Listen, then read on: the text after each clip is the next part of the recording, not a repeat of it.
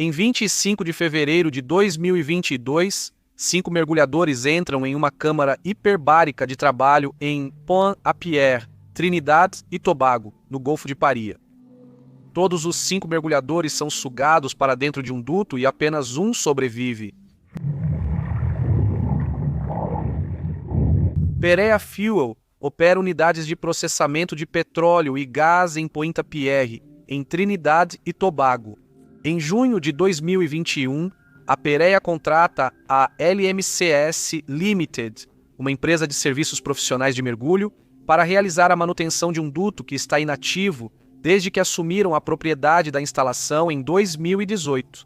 O duto tem 30 polegadas ou 76 centímetros de diâmetro e serve para transportar petróleo dos navios que atracam no cais número 6 até a unidade de processamento da Perea em terra. O duto consiste em um riser que sobe para se conectar ao navio. Ele desce cerca de 18 metros até o fundo do oceano, seguido por aproximadamente 365 metros de duto até o próximo riser no cais número 5. É, na prática, um tubo em formato de U, com cada extremidade do tubo fora da água. O tubo segue pelo leito marinho em profundidades variadas. Como o duto está inativo, ele não possui nenhum equipamento como bomba acoplado a ele. Em 25 de fevereiro de 2022, 4 mergulhadores que fariam o serviço e um de segurança embarcam em uma barcaça rumo ao local de trabalho. O local de trabalho fica no topo do riser, no berço 6. Sobre o topo do riser há um habitat. Esse habitat é um grande balde colocado de cabeça para baixo sobre o riser. O habitat é preenchido com ar de um compressor na barcaça. Quando o ar é bombeado no habitat, a pressão força a água para fora, criando uma área de trabalho seca abaixo do nível do mar. Os 4 mergulhadores são Faisal Kerbin, Rishi Nagazar, Yusuf Henry e Kazim Ali Jr., e o mergulhador de segurança Christopher Bodrum. Todos esses homens têm famílias como nós esperando sua volta. Eles vestem o equipamento de mergulho autônomo na barcaça e entram na água. Os primeiros a entrar são Faisal, Rishi, Youssef e Chris. Eles mergulham e passam por baixo do habitat, depois entram no habitat por baixo, nadando para cima até a bolsa de ar. Primeiro, eles tiram o equipamento de mergulho dentro do habitat e começam a preparar o local de trabalho. O plano deles para o dia é soldar uma seção de tubo ao riser. O primeiro passo é remover uma placa de aço que cobre o tubo. A partir daí, eles precisam remover 2 flanges ou tampões.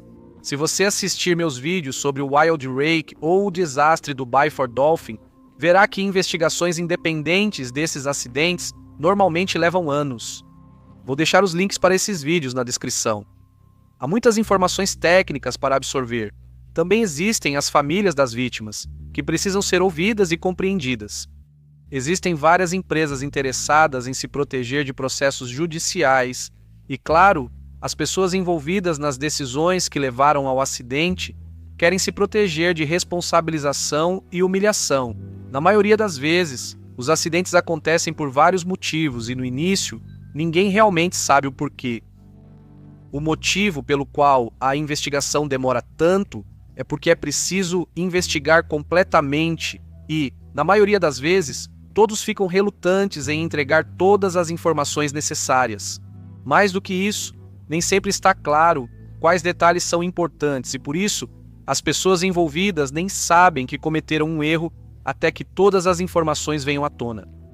Esse acidente aconteceu no início de 2022 e estou publicando este vídeo apenas 8 meses depois. Esse tempo não é suficiente para uma investigação completa. Há muito pouca informação concreta sobre o acidente e ainda menos sobre os detalhes técnicos. Decidi publicar este vídeo porque, para mim, a ciência por trás disso é bem clara do ponto de vista do mergulho, mas nem todos os detalhes estão claros. No final, os detalhes específicos podem variar, mas acredito que os fundamentos deste vídeo são sólidos.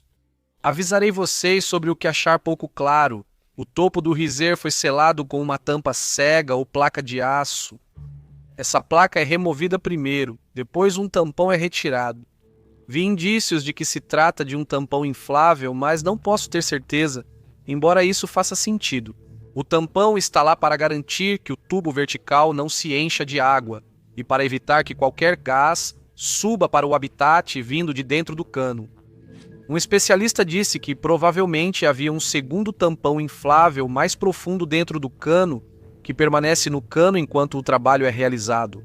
Um relato em primeira mão menciona 2 tampões que devem ser removidos antes do trabalho. Não está claro exatamente como são esses tampões, quantos existem e onde eles estão localizados no cano. O que me parece provável é que há um tampão no topo do riser e outro mais abaixo no cano. Quando investigo desastres marítimos e reconstruo os momentos finais de uma embarcação, as imagens certas são fundamentais. Por isso, o Storyblocks virou parte essencial do meu trabalho. É a ferramenta criativa tudo em um na qual eu confio, reunindo mais de 7 milhões de ativos de mídia de alta qualidade em um só lugar. Se eu preciso recriar exatamente a tensão de uma tempestade furiosa, posso imediatamente pegar imagens de ondas fortes e combiná-las com o som do vento uivante para construir a narrativa. E se algo estiver faltando, eu uso as ferramentas de IA integradas deles. Com edição de vídeo por IA da Runway, personalizo clipes rapidamente, mantendo o controle criativo total. E com a narração por IA alimentada pela 11 Labs, posso criar uma narração que se encaixa na história.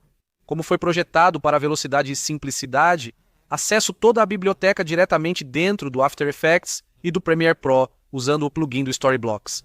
Isso me economiza horas semanais, permitindo focar na pesquisa em vez de buscar em várias plataformas. O Storyblocks me dá acesso a uma enorme biblioteca de recursos e com uma assinatura posso baixar conteúdo ilimitado. É uma opção extremamente econômica.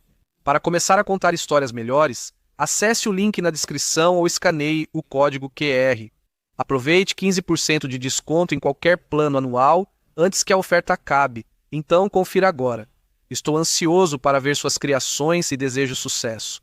Por volta das 14h45, o último mergulhador, Kazim Ali Jr., entra no habitat justamente quando o tampão é removido. Os responsáveis pela segurança na barcaça veem um respingo dentro do habitat em seus monitores e então perdem o sinal vindo das câmeras dos mergulhadores.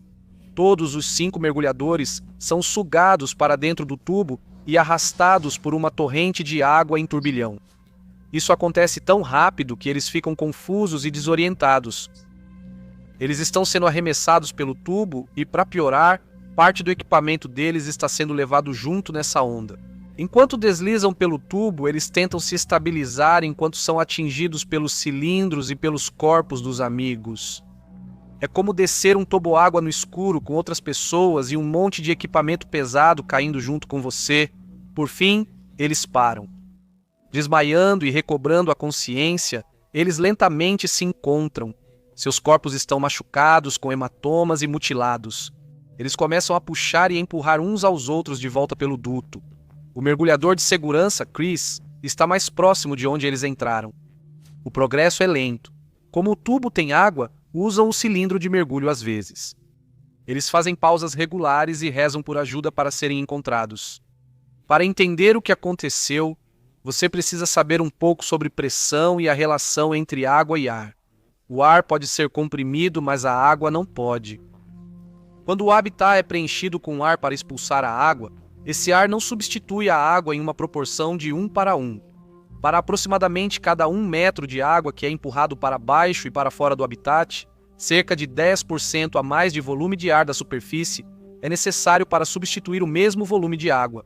Então, se você tiver que empurrar 100 galões de água para fora de um espaço de 1 metro, você precisaria de 110 galões de ar. O volume de 100 galões de água é substituído por 110 galões de ar, que são comprimidos em aproximadamente 10%. O que isso significa é que isso gera alta pressão. O ar sempre quer se mover de uma área de alta pressão para uma de baixa pressão. Quando o último tampão é removido no topo do tubo dentro do habitat, o ar se expande. Ele se move da alta pressão na câmara para a baixa pressão no tubo. É provável que o tampão mais abaixo no tubo sofra um aumento de pressão e falhe abruptamente. Quando esse segundo tampão falha, o ar comprimido no habitat escapa pelo tubo. À medida que o ar escapa pelo tubo, o habitat se enche rapidamente de água. A água espirra sobre o tubo e engole completamente o habitat. Agora a gravidade assume o controle e a água desce pelo tubo, levando os mergulhadores. A água no habitat rapidamente se estabiliza ao nível do mar e o pesadelo para esses 5 mergulhadores começa. Não está claro se o nível do mar está acima ou abaixo do tubo. Eu suponho que esteja abaixo do nível do mar porque o tubo não se inunda completamente. Tenho tantas perguntas sobre a configuração exata. Não tenho dúvidas de que as investigações sobre esse acidente terão perguntas semelhantes. Isso só explica a mecânica do que provavelmente aconteceu dentro do habitat. Chris Bodrum não está levando em conta essa explicação quando ele e seus colegas decidem que ele os deixaria no tubo para fazer uma última tentativa sozinho de conseguir a ajuda que todos precisam para sair vivos. Chris faz uma última oração com eles e promete que voltará com ajuda assim que puder. Depois, ele segue de volta pelo tubo. Por fim, ele chega perto o suficiente do topo do tubo para perceber que os sons mudam e sabe que está ao alcance de quem está no topo. Ele não tem energia suficiente para se puxar para cima e sair do tubo, então ele pede ajuda. Ninguém está lá. Seu coração aperta porque ele sabe o quão perto está, mas ainda assim é impossível sair sem ajuda. Não consigo dizer, com as informações disponíveis, se o tubo está cheio de água a ponto de ele ter flutuado até mais perto da superfície ou se ele ainda está a 18 metros no fundo do tubo. Eu suponho que há um pouco de água no tubo, mas ele não está cheio. É muito difícil para um homem saudável e em forma subir 18 metros por um tubo. Depois do que Chris passou e dos ferimentos que ele sofreu, é impossível. Ele só pode gritar e torcer para que alguém o ouça. Às 17h45, cerca de 3 horas após o acidente, Michael Kerbin, que também trabalha para a LMCS, a mesma empresa de Chris, ouve Chris e, junto com outro colega, eles conseguem tirá-lo de lá. Chris diz que os outros 4 mergulhadores estão feridos, mas vivos, e precisam urgentemente de ajuda. Michael tenta descer pelo tubo, mas só consegue ir um pouco além. A essa altura, outras equipes de emergência já estão no local. A Perea Phil possui equipe de emergência própria, e a Guarda Costeira de Trinidade e Tobago participa do resgate, enviando uma câmera até onde é possível. Ela só alcança o fundo do tubo. Eles então trazem uma câmera de inspeção de tubos que pode avançar pelo tubo. A câmera revela que há uma obstrução a cerca de 36 metros dentro do tubo. Equipamento de mergulho está preso na tubulação e a câmera não passa. É decidido não entrar no tubo até que um plano de recuperação seja elaborado para proteger a vida dos socorristas. Essa é uma decisão polêmica.